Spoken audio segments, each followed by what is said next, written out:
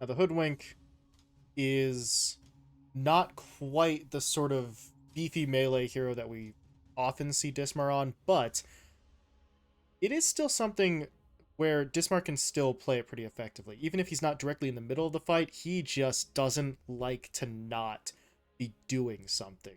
Right? He's not a passive player, not always a huge fan of even stacking camps for his teammates, which sometimes is to Dodd's detriment. But with the Hoodwink, I think he's going to get really a little bit of both, right? He can be aggressive, he can make rotations if they need him to get vision or stack camps. The Hoodwink's incredibly good at that as well. So every single aspect covered from just the one support.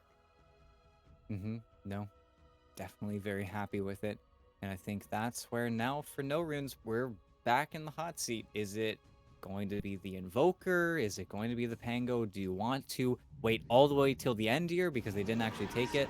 And yeah, Okay. I guess we are going to stick here and wait. And I do like the Ursa pick. I think, while not a direct lane counter versus the Beastmaster, can surely put pressure onto Benjaz if he decides to, again, greed out for the Helm of the Dominator build. So just kind of makes sense there. Also has a pretty nice matchup versus the Luna where he doesn't need to necessarily pop his BKB for the Eclipse. He can actually decide to just use the Enrage instead and just sit there and tank through it. So Ursa typically ends up popping his BKB last, which could be very impactful. But also just your Roshan cheat code. Ravens have incredibly good Rosh right now. NoRunes kind of need to do something to pull it back here, and Ursa will certainly give you those options. But will Guts get the counter pick that he's searching for is now going to be the name of the game here. And what does Nengo Flow play? What does he play? And before we get to that point, what are Ravens okay with sort of removing here? Because Mm-hmm. mid ban is going to hurt themselves because they have to pick first. So, Bat. Yeah. okay. Still kicking around for quite some time on that Bat Rider, but do take it away. All right, it's where now we get that kind of give and pull. I think personally, Ravens would love to ban at Leshrac. It's where back in the day, the perfect kind of hero picks would be Ursa Lesh. Ursa Lesh is on paper a perfect lineup. One here gets Roche, one here gets all the buildings, Tidehunter in front. That is your classic, I want to say Thunder Awaken, just walk across the map, group stage. There's nothing you can do about it. But that's also where Invoker's still kicking around in the pool somewhere. Queen of Pain's still sticking around. I think with the Batrider ban, that is just to cover quite a few bases, and Ravens have to go for the more defensive hero. It's interesting that they do ban out the Ember Spirit from NoRunes because it feels like that has to be the hero that you probably want to go for. Let's say if Void Spirit is next on the table, but you're looking at those three as probably your high candidates here. But I think if Ravens want to, they could also be the ones to take the Lesh away from you, and that puts pressure on NoRunes because then they end up without a hero for Guts. So let's see if they get it, because this is always where there is that mid exchange where will Guts be forced to play a hero like, let's say, the Zeus, just because nothing else is still around? That's absolutely what they want to avoid. So that's Right. where this next ban is going to tell quite a bit here. Got some time to think it over, but yeah, is it worth the risk of sort of not banning out the hero that you want in the hopes that Ravens just overlook it and grab something else? Because in this instance in particular, as you were pointing out, Guts is going to get forced onto something that obviously could still work, but isn't going to be ideal. So you don't want to ban away that hero, but I mean, if you ban it, you don't get to play it. But if you don't ban it and Ravens steal it, then you also don't get to play it. So really, you're kind of going to get screwed over in 2 out of 3 scenarios here. But they will ban the Pangolier with that final ban. Ravens will actually take the Death Oh. Prophet. Not really a hero that we were considering at all, ET, but they busted out, and it is going to be the mid DP as well for Nyengo Flow. And I think the reason we don't think about it is because it's a position that we, don't usually get to see the Death Prophet picked up in, but also a hero that Ravens have overlooked very consistently. Usually it's been their opponents that actually end up taking the Death Prophet because they don't flex that card of putting Benjaz on another hero because he's so consistently gotten his Wraith Pact and Helm of the Overlord builders. So DP hasn't really been on the table for them. And now I think if you're NoRunes, you should just take the Leshrac. That's the draw in the mid lane. Don't get too cheeky with it. Don't look like for Void Spirit or something. And oh, they go Okay. for an even bigger counter. Okay. Hmm. Well, that might not be as free. It might not fulfill that same role that I think Leshrac would do for your team. Well, Shadow Fiend will certainly bop Nengo Flow, and we'll have to take a pretty close eye at that mid lane because, I mean, either side can die so easily. It's actually going to be so fun to watch. Not to mention, Hannes is going to be throwing arrows. Every support's going to rotate for every rune. Oh my goodness, it's going to be a bloodbath. Yeah, just an agreement here at the end of it with the TP and Shadow Fiend picks. Enough of this passive farm stuff. Oh, let's get our six. No, they're gonna go at each other. They've decided the truce is broken and it is time to fight. And as you said, the most interesting part is this is not a clear-cut lane, right? I mean, either one of them could die, and all it would take is one or two deaths to the other to really just kind of ruin your day in that lane entirely. And, well, we have to see, because Guts can also not afford to fall behind at all. He has to at least go beat for beat up against Nengo Flow mechanically, and then you'll start to see the Shadow Fiend pull away a little bit, but that's where you give Nengo Flow a little bit too much space to work with. He's still Death Prophet. He will still put a lot of pressure onto your buildings, and even though it's not that engine that the Diabolic Edict will create, Exorcism is right up there as a spell, and that made Raven's Roshan even better, so still a lot of things to play around with, but now is not the time to get cold feet and start playing a lot worse. But again, we'll have to see, because I think this is a lot closer of a draft than game one was, but I don't know. It's where Ravens just at this point, and especially Benja's Beastmaster, we've just kind of been whipped into thinking that he is going to win this game. Yeah, and that's the thing, right? When the drafts get close like they do here, then you sort of fall back onto the player and the team reputation. And no offense to Runes, they have been entertaining and they have fought relatively well to this point, but Ravens have been nigh unstoppable, right? They're still the only team and will be the only team in this group stage to never lose a series, so in terms of consistency, you do kind of give them that slight edge. Yeah, and of course, NoRunes still leaving us with something to be desired, but that's also where NoRunes' first 20 minutes of the previous game, 1K, 2K gold lead for Ravens, bouncing back and forth. That was not the shutout that Ravens likes to pitch. That was also, even though a pretty early Roche from them, not the earliest Roche. It's not your 15-minute, okay, we just killed your mid tower, now we're going to do this to you, we're unstoppable. I think NoRunes have a little bit more of a shot here, but again, a large portion of that I think is going to come down to Heiko in Guts' lanes, because if Heiko has a good lane, then he gets to take the role over defending that mid tower, and then you slow down Ravens so much, in which case that Roche defense gets several times easier. But that's where you do start to fall behind. You end up not being able to defend your buildings. You end up too weak. That's where Ravens have a pretty clear shot to victory here. See the early maneuver coming out from the NoRunes side. They wrapped all the way through that west side triangle and did drop a little bit of vision as they went, so they got themselves the ward up here to keep an eye on both the camps and that off-lane setup from their opponents, as Arrow hits, but not really in a situation where they can do anything with it, so just got to back it off, but that does allow NoRunes to get 3 of the 4 runes, so the slightest of advantages here. It is always a thing with these bounty runes, AT. I mean, it's not game-changing, but maybe you get a little bit more regen than your opponents, and for the cores, they probably don't care, but for the supports, getting a third bounty rune over your opponents is quite nice in terms of just the general feeling. As taking a look at this bottom lane, Kara, he's on the Undying again, and we talked earlier on about RCY, right, with the Tinker, a hero that just has to be banned once you reach playoffs.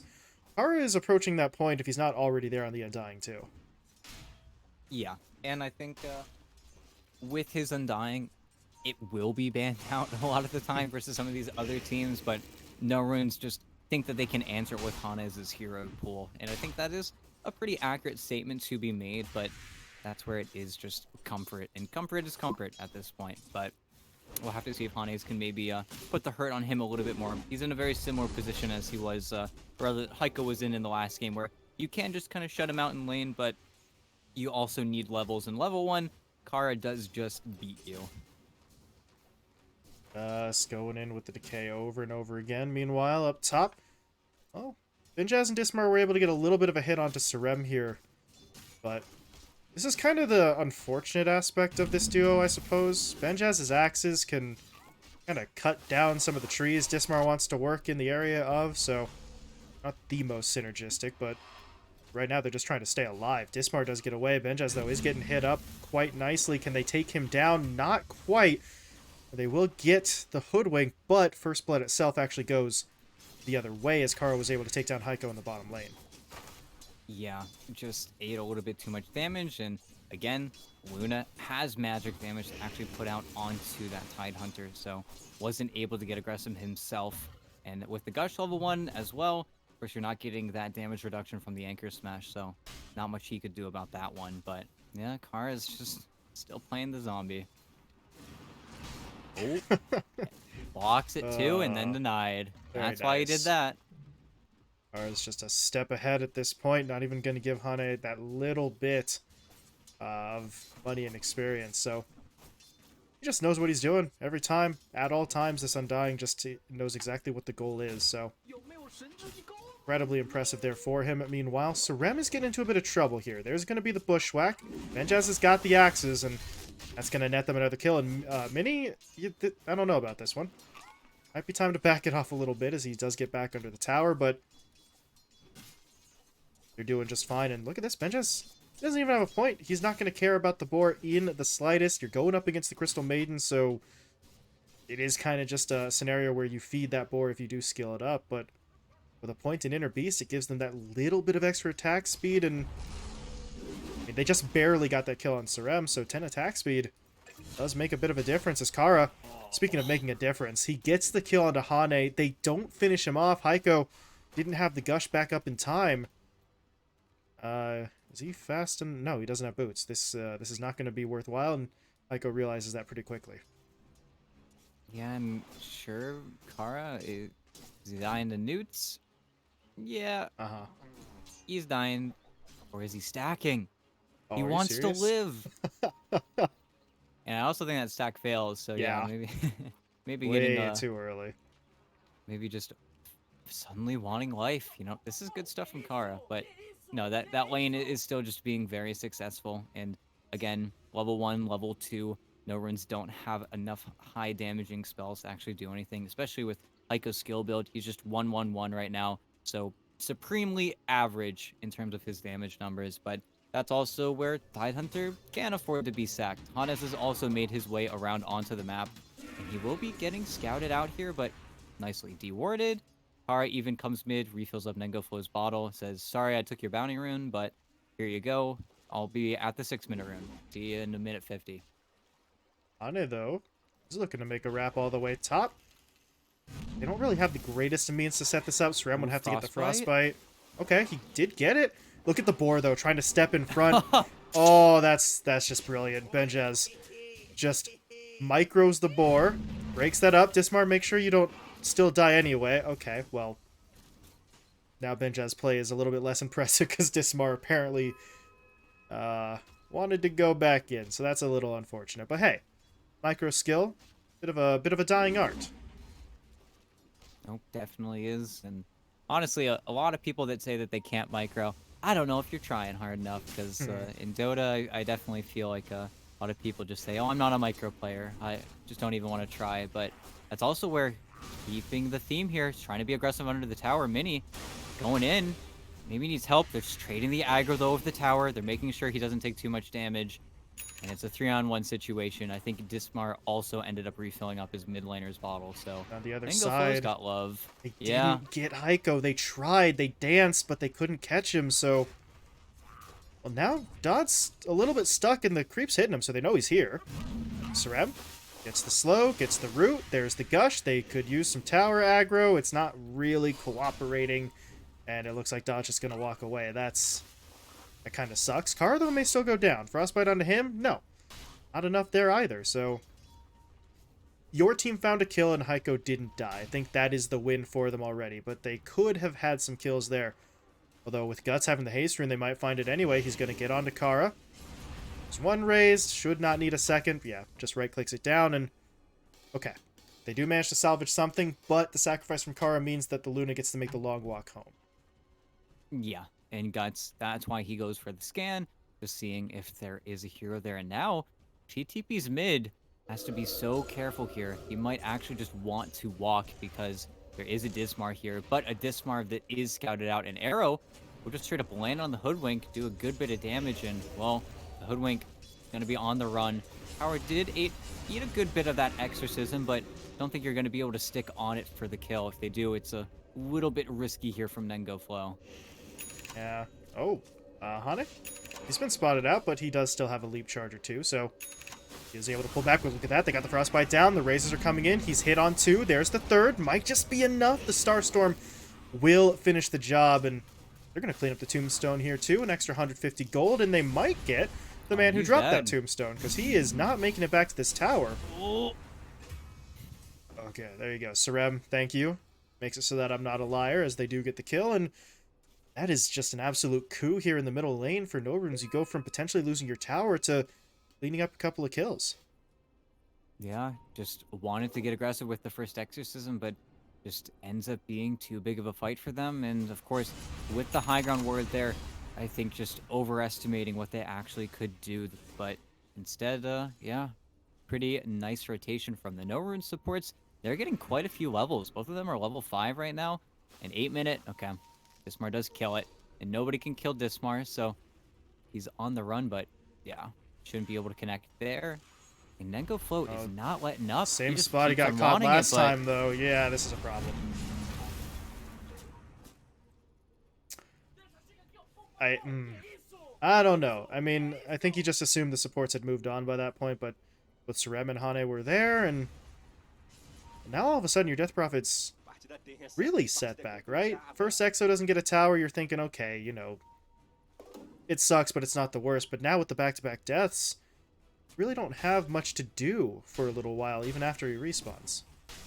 Yeah, and you giving a lot of gold over to Hanes. Got, again, more levels to the supports who just retreat back to their side lanes. And right now, look at Guts. Taking a huge stack right now. Is going to probably stack it one more time and walk it back, or... Okay, kills it in time. Doesn't block it either. Just fancy stuff from the Shadow Fiend, because he is incredibly farmed right now. He's farmed, and he's got the Lance of Pursuit, so if he does want to fight, he is going to hurt that little bit more. Of course, that's if he wants to fight, because realistically speaking, he could just keep farming right now. I mean, the Luna might start catching up, but you've built up this buffer where you don't necessarily have to be concerned about that, as Sarem is going to win that support fight up top. Kara can't finish him off. He's actually not going to be able to do it. Sarem walks away at the same time down bot. Dodd gets caught. Guts arrives, and Aiko, yeah, he did have to Ravage, but that is going to be more than worth it. That gets them on to the tower, and if anyone wants to TP bot, well, they may not get the opening to do so, because there's aggression coming back top. Benjess is going to get rooted up. Mini is in onto him. The arrow connects. The freezing field is channeled. And NoRunes, all of a sudden, I mean, they're picking up their level of play here spectacularly, and down bot, Dismar, I highly doubt there's anything he can do here, but tower goes down. They do manage to trade it for the tier 1 mid. Yengo Flow gets the second Exo onto that tower, so at least the towers are traded, ET, but you're still starting to give up a lot of gold on these kills. No, you definitely are, and with the towers being traded and opening up, it's where Dodd, who, again, is on the Luna, very similar state as the Medusa, where you need a lot of XP to actually make these plays, and okay, top lane still, Hane's dominating streak. I think the supports are both dead here, though, and will double leap. Oh, Hannes is on the run, but no mana for TP. I feel like Nengoflo might just keep it up, and Hannes might just eat the tower. Kara! Oh, the zombie. Okay. One zombie is sometimes all it takes. Kara gets the kill from beyond the grave, and that's a nice one. The Undying just respawns. He's like, hey, I have this gold in my pocket. Where did this come from? No, yeah, nice little deposit there, and well, even though Heiko does get kind of placed out of a job, he wasn't able to actually TP mid and hold his tower. He's looking for that Wraith Pact that we always talk about, and is still very high net worth, so he's going to be pretty happy. Don't know if he necessarily wants to occupy this bottom space. We're definitely going to see him TP top whenever the pressure gets put back on by Ravens, but for now, it's just farming time. Farming time while NoRunes supports, yet again, incredibly highly leveled for this stage of the game. 7 and 6 are on the aggressive. There's no Moonlight Shadow, but level 3 Frostbite, a Freezing Field. Ismar's got to be so careful here, but looks like this smoke might dissipate. It was a very long smoke. They smoked all the way back near the tier 2, so a lot of ground they just covered, but... They're in position to try and get something here on the rune, yeah. There's going to be the arrow. Tombstone gets thrown down, but it's not really going to matter. Kara's dead. Yenga Flow, though, silence in onto the Mirana, so maybe they can trade. No, the silence wears off. He's leaping away. They will kill the zombies this time so that they don't have a repeat of that last death for the Mirana, but very nicely done. They're able to find it, and now, well, they're scanned out here, so they're not quite as sneaky as they think they are. I don't think they're really going to be able to catch anybody, but they are trying to apply some pressure here. Honey, though, needs to be careful. He has very little HP. There is a salve he's going to be able to pop, so that should make him a little bit more stable, but they also need to make sure this Death Prophet doesn't sneak up on them, because it would turn this into really a 4v3 at best for the NoRunes side. At this point, I don't know. Do they even want to stick up here? Because there's so many heroes in this lane. No, and I'm looking. There really isn't any way to know. There is a Hawk, though, seeing anybody retreat down from that high ground, so they will see it. And they do see many right now, but no, I assume it should just be the walk away. In NoRunes, you're the ones that have to be the defenders here. Once they get onto this tier 1 top, it's where the Tide Hunter, yeah, Heiko pings. He's on his way, but... well, the Exo's already dropped, and here we go. How does this break out? Not with Srem dying first. That would be a horrible way to start off this team fight. Okay. He's able to survive for now. Arrow took out the Dom-helmed creep, and Heiko did TP his way over, so Nyengo Flow has to back it up. If they can buy enough time for the Exo to die, then this will actually be kind of spectacular for NoRunes, which is part of the reason why you see Ravens trying to inch their way forward. They know they have a window. As they do get in onto Srem, they're able to find the kill. Ane with the arrow might turn it around. They've got the gush to start. The slow is there. The arrow will connect. Mini's in for the kill. And it's a 1-for-1 trade with your tier 1 tower surviving. And Yengo Flow was that 1 for 3 or 4 now in terms of actually getting towers with these Exos. So it's just not really efficient for him. No, the defense ends up being just a little bit too scary, and you're not exactly dying either, but you are getting out-farmed. They are just defending for a good few seconds, then they immediately go back to the lanes. Again, NoRunes are playing in 3 lanes at the same time, while the supports are smoking and playing in between, and you're not catching up, really. The one person who is catching up is the Luna, who has had a nice little bit of recovery time, was not involved in that top push at all, but supports could change this, but oh, what a great leap. Tumbler's Toy, too good. I think he got just the slightest bit of vision there before the moonlight came in, so he just bails out, and they're pinging his location. Oh, no. He's going to get greedy. Yeah, that's unfortunate. Tried to just take a little bit of farm, thinking everyone had shoved off, but very much not the case, as Kara gets picked off elsewhere on the map as well. They do turn it into a bit of a trade with the kill onto Heiko there, but losing Dodd in that scenario is just going to be rough for them. I guess they can finish off this tower, though, because nobody's going to TP up here in time. Okay. Fair enough. They get a little bit of extra gold there, but I don't know. Losing the Luna just feels so brutal, especially since Mini stays down here for a bit, pushes the wave out, so it's not as safe of an area for the Luna to go to. And you see Dodd is not even going to go back down there. TP's mid instead. No, and there is a Shadow Fiend lurking in a very funny spot here. But yeah, does just decide to TP out. But now you're almost level 12 on Nengophobe. This is where Ravens start to look at that Roshan a little bit more. You've got the Helm of the Dominator and the Vides finished up on your Beastmaster. So that's going to be their next objective. And the question is whether or not NoRunes can actually counter out. This is that moment that Ravens always find in their games where they decide now's the time to put on the pressure. And will our opponents respond appropriately? Because here we go. They're thinking about it. They're walking in and out. I think Nengofo probably wants to get level 12, though. If he farms that top wave, I think he has it. And then is not going to have his BKB, but they see Heiko instead. Oh, they would love this pick, but it doesn't look like they're able to get it. But no, he turns around. Gonna get broken now, but... Yeah, they do still get the Ravage, and Mini's in for the fight. Yengo Flow taken down right away. Kara's gonna die as well, and... well... They thought that they were chasing, instead they were getting baited. 3 heroes dead, and And now Pit. yep. Minnie's got to get over the wall, able to do that just fine. And now, with the gold Heiko gets from that, that's Wraith Pact nice and done there. So that fight from Ravens is going to get even harder in terms of just doing any actual damage.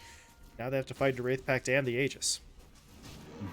And they Ravens right there, and they think that they're so slick making this play onto Heiko just because they have this ward that does scout him out, but then you realize that NoRunes have the actual high ground ward, so they just whip you, they work you, and that was a very good ravage from Heiko. Any later, and there is a possibility of him getting bursted out just because there is the break there, or even just getting stunned up so the ravage is late, but he's very preemptive with it and gets to reap the rewards as 10k at 17 minutes. I mean, this is fantastic from NoRunes. This is a huge opportunity for them to take a game off of, again, Big Brother. These are the big boys. They're coming into a lot of these big item timings as well.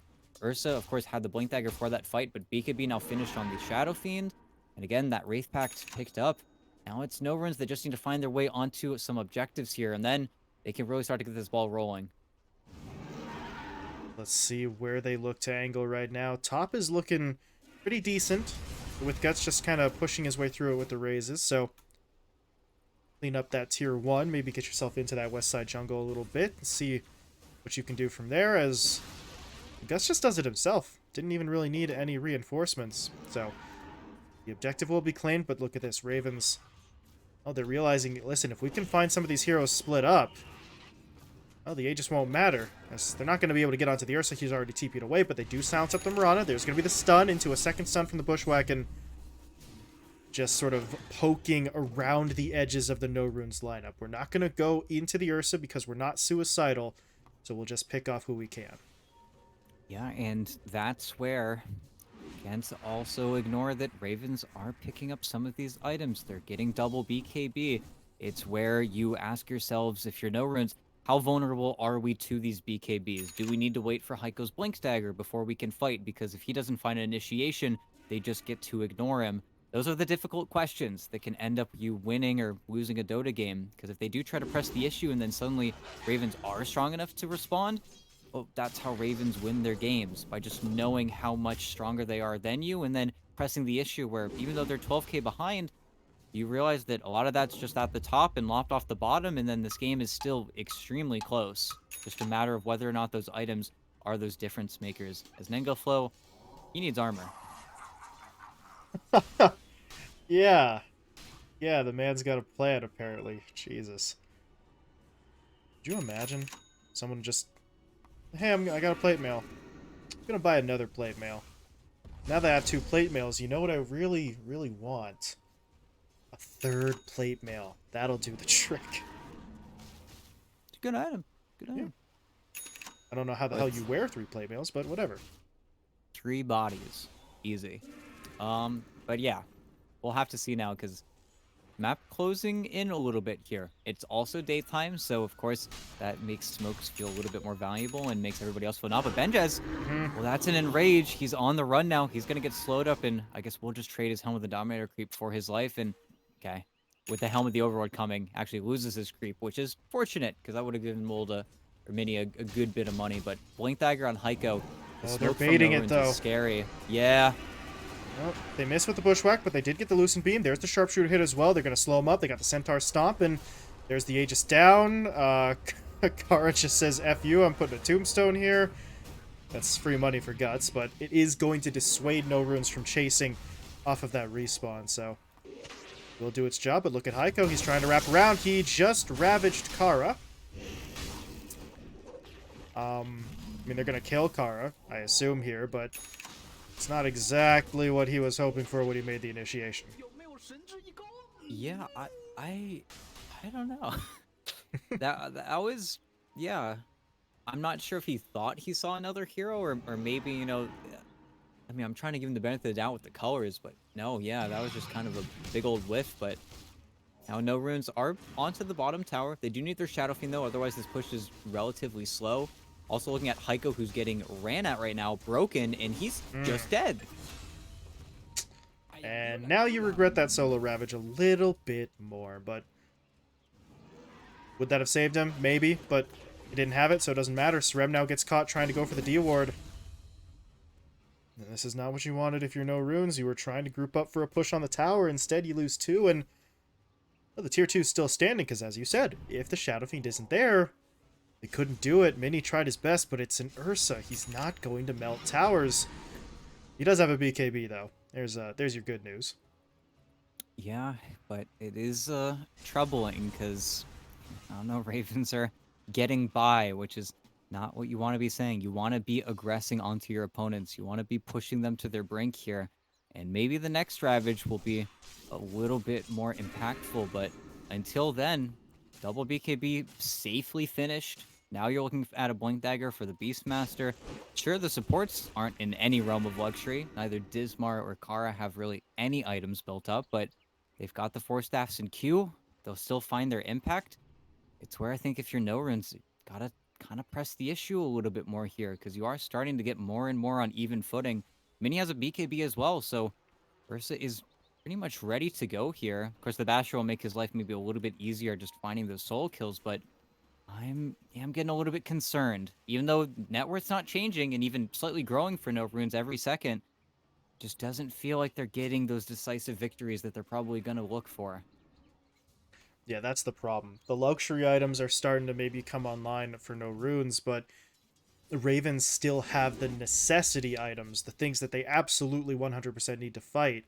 Those have been picked up. So they're gonna fight. And if no runes don't take it decisively, we're gonna start to we're gonna have some issues at this point, as Benjaz, he's starting to close in on a Blink Dagger here. Still a couple hundred gold away, but if no one's going to come looking for him, he's going to farm it up in really the next, like, 45 seconds at most. So, looking at a Blink initiation, as you mentioned earlier, the double BKB play. No runes have to be the team initiating these fights, otherwise they're going to just get potentially swept away before they have the chance to respond.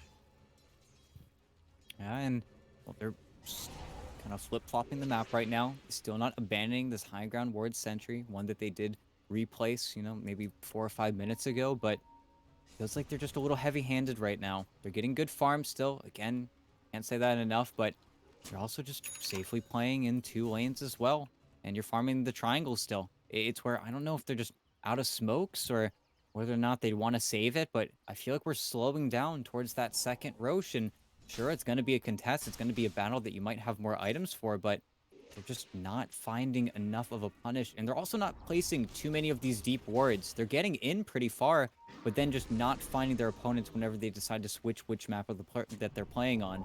And now, Beastmaster creeps in bottom, Benja's still farming, and now Ravens have hit a power spike. They're looking for a fight. Yep. Blink Dagger's finished. Ults are all up. They're going to look to make a move. They get right onto the Ursa as well, but there's the Ravage, creating a little bit of separation. Is it enough, though? Mini is so low on health, but Benjaz, he's going to die first, but if Mini can't get out, it might still be worth it. He's able to Earthshock his way through the trees, but the zombie is still tracking. The Bushwhack did not hit, but they still see him. They're going to drop a sentry down, and they find the trade 2 for 1 with Ravage used. And no runes. I don't think you can really be here anymore. Guts, though. This is a little bit risky, and if Nyengaflo spots him, yeah, he's just gonna blink himself away. Looks like he's gonna get out, but his supports may not be so fortunate. Sarem, though, look at the freezing field. He's channeling it out. It's nice damage onto Kara, but now he's stuck in the pit with a very angry Death Prophet, who's just gonna run him to death. So Sarem is gonna fall. Hane, I think he's gonna die here as well. No, he's not. They lose vision on... Where's he going? Gonna try and stick around to contest? He's just gonna throw an arrow in the pit just to scout, I think, and they do see both the cores running away, and that was your exorcism, so still have to be a little bit careful here. But now I think NoRunes simply go to the pit. It is nighttime, so Dodd will have maybe a little bit more vision to play around with, but your Ursa just needs to start this, and you need to punish at least the BKB usages here, but it's still a little bit slow, and they're not starting it. Hawks here as well. They need a sentry. They need their CM alive, actually, because right now, all of this vision given over to your opponents. They see you. They know that you can't stick around. Got Tombstone. They could just toss that in there, honestly, if they needed that sort of first objective in. And there it is. The Tombstone comes in. The Roar's going to be deployed. The BKB from the Ursa not protecting him. Guts, though, will cover his teammate with the Requiem. And they're going to be able to finish off Roshan. Mini grabs the Aegis, grabs the shards, get the hell out of the pit as everybody backs up. It got a little bit dicey, ET, but they do execute successfully as the sharpshooter still hits the Ursa, but he should be fine. Able to walk away, use their advantage on the supports. Everybody gets force-staffed out. Nobody has to die. It's where you just don't have that same level of confidence. If Benjaz had a BKB, he would just immediately go and blink primal runs and just sit on top of the Ursa. But without it, he knows that that's a one-way trip to death. And, well, again, pressure's on NoRunes. You have Aegis. It's time to go. You've got Ravage up in 4 seconds here, so we could just see them walk it in, but that's also where there is still that element of time that is still playing against them a little bit here, as Benjaz now gets out the top wave, and the creeps are going to be on your side of the map pretty soon. Full butterfly, though, for Guts, so he is ready to be a right-clicker. In that last fight, he did just straight up stand toe-to-toe with the Luna, and there still isn't enough damage built up on Dodd to actually make that happen. And Dodd is kind of veering into danger here, but he will just Silver Edge away. But Dodd also has a Silver Edge, so if Heiko's not careful, not only does he have to worry about that sharpshooter, but if you somehow slink up to him, you probably just die to Eclipse. 100-0 from him and the Luna. Dangerous tool that they've got to at least be cautious of, but I do want to point out as well, you know, they got the shard from the Roche, but they got a couple of shards, right? Mini took the one from Roshan, so he has the Enrage. They were able to get that Tendril of the Deep out onto the Tidehunter, so Heiko has a means of initiating without just blowing your ungodly long cooldown. It's going to help them potentially get a little bit more aggressive. The SF got his shard as well, so his damage is taking a rather sizable step forward. As there's the jump, he does use the Ravage, but they're going to be able to get in onto Django Flow. I think they got Dismar too. Yes, they did. Quick and easy kills for Mini, and they're onto the high ground. Ravens, they weren't ready for this. Half their lineup is still out of the base. Just great smoke, great ward into just going for that jump. Heiko did not hesitate in the slightest, and this will only be a single lane, but a free lane. And now you probably just want to push out your lanes, get some of these outer tier 2s, but this is huge. Not to mention as well, you've gotten rid of any chance that Ravens now have double glyph. You've just pierced through, gotten that Rax already, so there's no way that you can get that refresh. So when it comes to these buildings, Ravens don't have that fine line anymore. If they ever are forced to use glyph, that's it. They have to wait for the hard timer. It's chipping away at those defenses. 15k net worth lead here for NoRunes, so they've been able to right the ship a little bit, pulling up the net worth and experience. You see, it was a little bit of a bump. Not massive, panicky, oh god, we've blown it sort of bump, but one that did have, you know, some concerns attached to it. But now NoRunes very definitively in the driver's seat here. Ravens are going to have to massively shift momentum, and they are attempting to do so with this smoke, but that Aegis is still up for nearly, actually over a minute and a half here, so this is not going to be easy. They don't have the Ravage, but the Tendril is still up, so Heiko is going to have some sort of lockdown to work with. Where do they go? Where's the weak point in this formation that Ravens can actually exploit? Because they're just holding this high ground right now. Yeah, and without a Manta style picked up on Dad, he actually can't just stick around and push in these waves. It's where if he did, maybe you just see him cut mid and bottom, and then suddenly there's a lot more pressure onto NoRunes, but NoRunes also don't want to give them a team fight right now. They've still got 30 seconds on their Ravage. Once that's up, then there's going to be a little bit more confidence, but they are still also heavily building up. There's going to be a full Abyssal Blade on the Ursa, so unless you have those Force Staffs built up, and I think we've got at least one of them, it's only on Kara. You have to be breakneck with that. Otherwise, you could just lose your Luna 100-0 with the follow-up Ravage. And you've got a Scotty almost finished up for Guts. So, same vein. Your BKBs are becoming less and less valuable on Ravens. Even though, of course, versus the Tidehunter, it's great, but you're moving past that weakness. At bottom, Hane is just able to run away. Benjaz, he had the Sentry, but in daytime, just gets scouted out. Not like he's invis or smoked up, so they whiff there, and now the tier 2s, they're under threat. They already managed to take one. Tier 2 top is down, so Ravens are only going to have so much time to stay out of their base. They're trying to get some items, so can't really fault them for that. Just try and be as efficient as you possibly can, but Once the towers go down, the high ground's going to be in trouble, although the Aegis was just reclaimed, so maybe Mini's going to be a little bit more shy about pushing up there, but got a 16k lead. They're just hanging out on the top of the ramp once again, so well, what can they do? They're going to try and go in, but there's the Ravage connecting on the two. Beastmaster's going to get hit by the arrow as well. Benjas gets taken down. Dodd dropped low. Dodd taken out, and this fight's over. Oh, boy, Ravens. Oh, and that's That might probably be it. game. Yeah. Buybacks aren't There's available. No, there's nothing. And again, there's no glyph.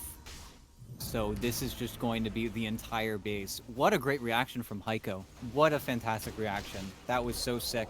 So quick as well. You didn't even think for a second that you need to pop the BKB, but also Ravens just feeling a little bit too confident with this freshly purchased MKB. They thought the Luna could take a fight out of the base, but now even NoRunes are going to realize. They're going to say, you're not buying back now? We're about to Mega Zoo. This is it, guys. So they'll realize pretty quickly that at least the Luna probably doesn't have it. Otherwise, NoRunes or Ravens are just the most stubborn team in the world, but they will probably switch objectives here and probably only have the Shadow Fiend hit, but anybody that walks up is probably going to get taken out. They still have all their BKBs too, which is the worst part, but that's just where Heiko really just shut this game up. And let's see, what are you going to do? Again, no glyph, 10 seconds for the Luna. You've got one fight left in you if you're Ravens. Gonna have to go soon. They'll throw down the tombstone. It's gonna buy them some time. But it feels like NoRunes, they're not retreating, they're just regrouping. They're waiting to see as Heiko goes in. There's the Tendril. They're going to catch out Kara, but he's able to go Scepter, so he'll fall back. And the Luna's back in. Luna's back in with Eclipse, with BKB, so maybe this is doable as Dismar channeling out. Okay, Sharpshooter hits onto Guts. Can they take him down? No, they can't. Now Mini getting in with the Abyssal Blade, but Mini's going to lose his teammate. They do actually drop Heiko here, but they don't have an answer for the bear. The backline is collapsing. Dodd already gone. And they just won't be able to do this. Niango Flow's going to get one last kill, pad the stats a bit, but it's going to be padding the stats in a losing effort as NoRunes will close it out. And ET, well, they close out on a win. They get a win over Ravens, very much respectable, and they get to be the number 7 seed in the playoffs instead of 8. And NoRunes, they get to take a game off the big dogs. And of course, a game where Nengoflo got counterpicked. Nengoflo didn't get to be on a rotating hero, got pretty much stonewalled anytime he did try to make a rotation, and they ended up playing too slow. And NoRunes did the exact opposite. They, again, it feels like they Ravens, because they just played so fantastically around every Roche, and I think this Ursa really made everything come together, and even though maybe, again, that tower push took a little bit of time, just the few times where they went for those great smoke plays, the few moments that they were able to just press the issue, and then Heiko just phenomenal ravages, just finding exactly who he needs, not just the person he's ravaging, but the person who's trying to save the person he's ravaging. Everything just came out so quickly. And of course, on Tidehunter, the closer you are to that ravage, the faster it comes out. There was just never a time to react. He had maybe one kind of iffy ravage top lane, which was just in complete, knee-jerk reaction to Benjaz's blink. But aside from that, fantastic stuff from Heiko. And yeah, NoRunes take a really convincing victory. Ravens, they were keeping their nose down. They're keeping their heads clear. And it felt like for a while, maybe they could actually fight. But then Heiko says, no, no, no. It's over. I've got this. And the rest of the lineup just follows them in. And I found that interesting. I was looking at his shard as, okay, he's got Tendril to work with if his ult is on cooldown, because prior to those last couple fights, he had been a little iffy with some of those Ravages. But if you actually hit the combo correctly with Heiko like he did, then you drop the Ravage, and then you still use the Tendril. That fight right before they took the Megas, he was able to keep Dodd and Benjaz both entirely locked down because he used both of them, and the BKBs couldn't be activated. So Heiko goes from, okay, he's getting a Ravage here and there to all of a sudden just game winning in really one play.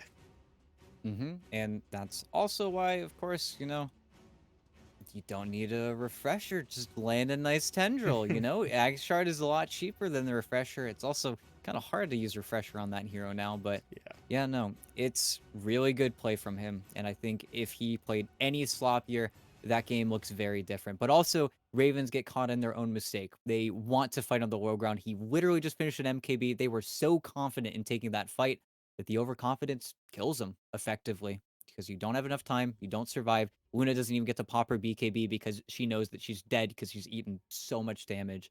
But yeah, no, that's a fantastic way for NoRunes to actually end out their stage. Of course, ending seventh position, out of 8 teams might not be the most glamorous, but I think showing signs of life coming into the playoff stage is just vastly more important. And I think taking a game off of Ravens is a good look at any day of the week.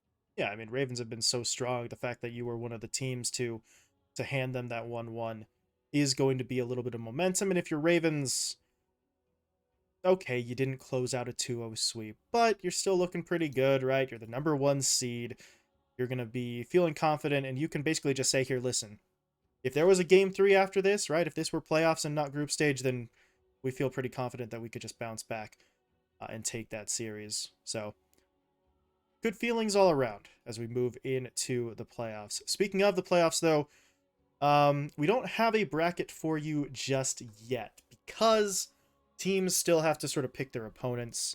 So we don't have that set for you. However, you can see up on your screen right now, we do have the completed group stage standings. So we'll take a look at that while we have the opportunity here. With the win, or the 1-1 rather, Ravens did reclaim the number 1 seed. They beat out SG Esports by virtue of head-to-head tiebreaker. So Ravens 1, SG 2. You can see the Cut and 5-Rat managed to hold on to their spots there at 3 and 4. That puts Wolf Team into the lower bracket in 5th place. And then following them, Dog Champ, NoRunes, and Belt, with 5-man Midas, unfortunately, being eliminated. But we kind of knew that was going to be the case after yesterday. Yeah, tough stuff for them, but we'll see. Maybe they'll make some important changes, and I think well needed rest. Instead, just enjoy TI, enjoy other tournaments. Maybe just take a step back from Dota. Maybe it's time to go outside. Who knows? Hmm. Even though every Dota player, that's something we all got to work on. But no, unfortunately, they do get eliminated. But everybody else, very excited to see, especially the Cut and 5-Rat 4 staff. Of course, the NA boys in this tournament, but also the two NA teams that were also able to take a game off of Ravens as well. So Hmm. maybe, of course, into that best of 3 format, anything goes. It's hard to overhype it, but it really is a completely different beast, and it's where you can go for much different strategies coming into it just simply because of the format. So it's always a little bit more fun to watch. But again, we'll have to see because it's right around the corner. It's starting tomorrow. Yes, indeed. The playoffs are coming up tomorrow. We'll swing it back over to us. Hello again. But we'll see what goes down. Again, we need to communicate with the teams, figure out who's picking what. But there will be matchups tomorrow. You can rest assured that is going to be happening. Regardless of who is playing, we will be here for the start of that playoff bracket. It's going to be that same start time again, I believe, 1 p.m. Pacific time. It's just now we're shifting from best of 2s to best of 3s. So, yeah, it's going to be some interesting stuff. Again, we're not 100% sure of the bracket. It might just get posted, so if you want to, you know, follow BTS Dota, some shameless plug for our overlords here. They'll probably have the bracket posted for you either tonight or sometime at tomorrow morning. But that is it. Done here with the group stage. So ET, we're going to be shutting down here in just another minute or two, but I'll give you a chance to really share with us maybe some closing thoughts. What was your best takeaway, both now that the group stage is over and heading into the playoff bracket itself? I think same one as yesterday. Beware of SG Esports. That team is looking scarier and scarier. Again, they had that quiet run up, they had that quiet sneak into a lot of these games, but then you realize, well, they 2 out quite a few teams when you look at the bracket. They won a lot of games in a row here and then never really dropped the ball.